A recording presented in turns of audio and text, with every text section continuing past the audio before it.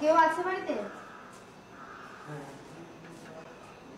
আচ্ছা, আমরা সমাজসেবী সংস্থা থেকে এসেছিলাম।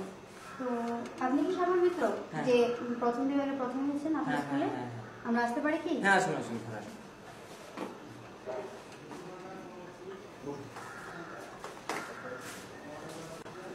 Thank you. আমরা শিক্ষার মান বিষয়ে কিছু গবেষণা করছি আর কি, সেজন্য আপনার কাছে এসেছিলাম কিছু তথ্য সংগ্রহ করার জন্য। প্রশ্ন করতে পারি কি? হ্যাঁ। আপনি প্রস্তুত আছেন? হ্যাঁ।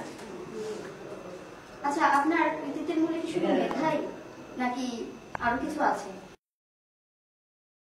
মেধার কতটুকু আছে সে সম্বন্ধে আমি বেশি কিছু বলতে পারি, তবে আমার ভাগ্য যে আমাকে বিট্রে করেনি সে সম্বন্ধে আমি 100% নিশ্চিত। আর আমার কৃতিত্বের মধ্যে যারা রয়েছেন আমার মা, বাবা এবং আমার প্রাইভেট টিউটরগণ। আচ্ছা, আপনার মা বাবা আপনাকে আর কিভাবে সাহায্য করবেন? আমার বিশেষ একটা কোনো পড়ার প্রয়োজন হতো না, আমার মাই আমাকে পড়াতেন, আমি শুধু শুনে যেতাম।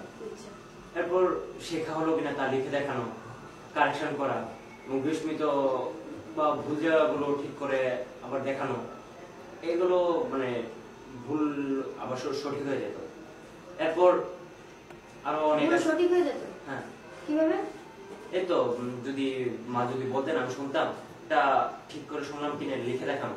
আচ্ছা, তারা কিভাবে এই শ্রমটা করতেন? তারা মানে আপনার মা বাবার কথা বলছে আর কি, কিভাবে এই শ্রমটা আপনাকে করাতেন? আমার বিশেষভাবে কোনো পড়ার প্রয়োজন হতো না, মা পড়িয়ে দিতেন, আমি শুনতাম, এরপর তা লিখে দেখানো এবং যা যা ভুল হয়েছে তা আবার কারেকশন করা, এইভাবে আমাকে পড়াতেন। আর প্রায় সময় একটা ছোটখাটো উপহার বা পুরস্কার থাকতো, আর সবসময় আমাকে উৎসাহ দিতেন, আর বিশেষভাবে আমার একটা খাটানোর মতো। আচ্ছা বলুন দেখি, এই যে আপনার যে সাজেশনগুলি, এগুলি কি কৃতিত্বের মূলে খুবই হেল্পফুল করেছিল?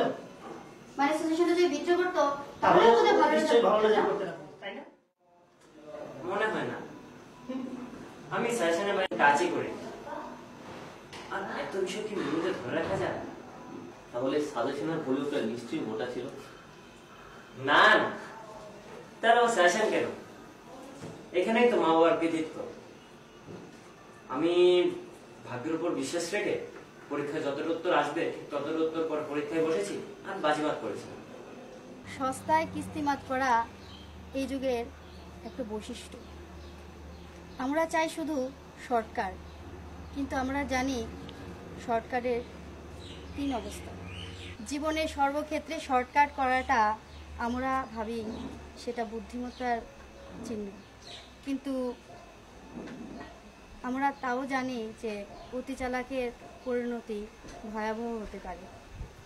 ব্যবসায় অতি লাভের প্রত্যাশার মতো শিক্ষা দীক্ষা দ্বারা জীবনের প্রতিষ্ঠার প্রত্যাশায়ও আমরা কি সেই অতি চালাকের গলায় দড়ির মতো শর্টকাটের পথকে বেছে নিচ্ছি না?